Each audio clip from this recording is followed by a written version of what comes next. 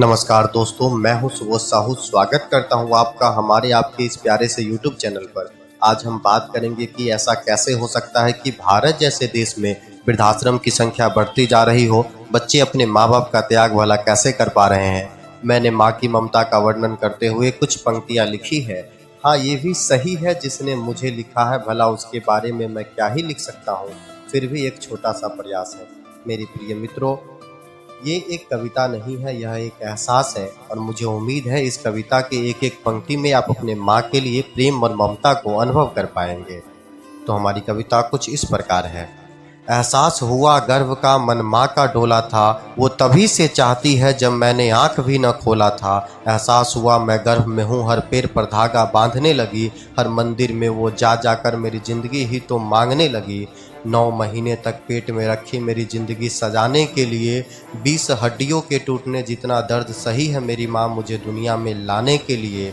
मुझे जन्म देने के लिए इतना दर्द उठाई थी, ये तो बताओ माँ मुझे देखते ही मुस्कुराहट कैसे लाई थी। सीने से लगा ली मुझे वो वक्त भी कितना प्यारा था, जन्म लिया था मैंने जब तेरे गोद का ही सहारा था।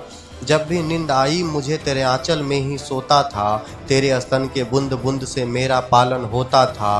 गोद में लिया तूने मुझे, मैं बालों को नोचा था, पैरों से प्रहार किया फिर कानों को खींचा था। इतना तकलीफ दिया तुझे फिर भी तूने प्यार दिया, मेरे खुशियों के खातिर तूने सारा जीवन वार दिया।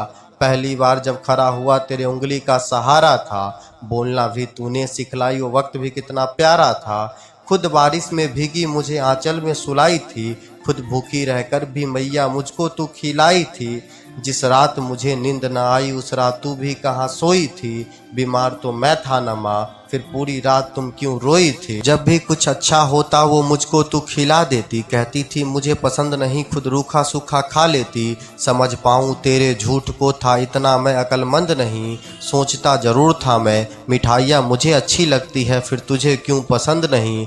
मिठाइयाँ किसे पसंद नहीं होता, घूमना किसे पसंद नहीं होता, नए कपड़े पहनना किसे पसंद नहीं होता, लेकिन तुम कहती थी माँ तुम्हें ये सब पसंद नहीं। इच्छा तो तेरी भी थी न माँ, पर सारे इच्छाओं की महल ढह गई, मेरी खुशियों के लिए तू झूठ बोलते ही रह गई। मुझे वो बात याद है माँ जब तावे पर रोटियां बनाते समय अपना हाथ तू जला ली थी। तकलीफ़ तो तुझे भी हुआ होगा न माँ, फिर भी कहाँ रुकी थी, मैं भूखा न रहूं इसलिए और रोटियां बना ली थी। पढ़ लिख कर बड़ा आदमी बनूं इसलिए विद्यालय भेजा था, मैं तेरा राजा बेटा था तू फूल की तरह सहेजा था। जब जब एक रोटी मांगा तुम 2 लेके आ जाती थी, क्या इतनी अनपढ़ थी तुम माँ की गिनती भी समझ न पाती थी। मंदिरों में मैं गया मिला कहीं भी तुम सा मूरत नहीं, सारे जहां में माँ मेरी तुम सा कोई खूबसूरत नहीं। तेरी ममता मिला मुझे ये मेरी पुण्य कमाई है, मेरी जीवन की सारी खुशी तेरे आंचल से ही आई है। माँ मुस्कुराती है तो प्रकृति का एक एक कण मुस्कुराता है, माँ के चरणों में स्वयं भगवान भी शीश झुकाता है।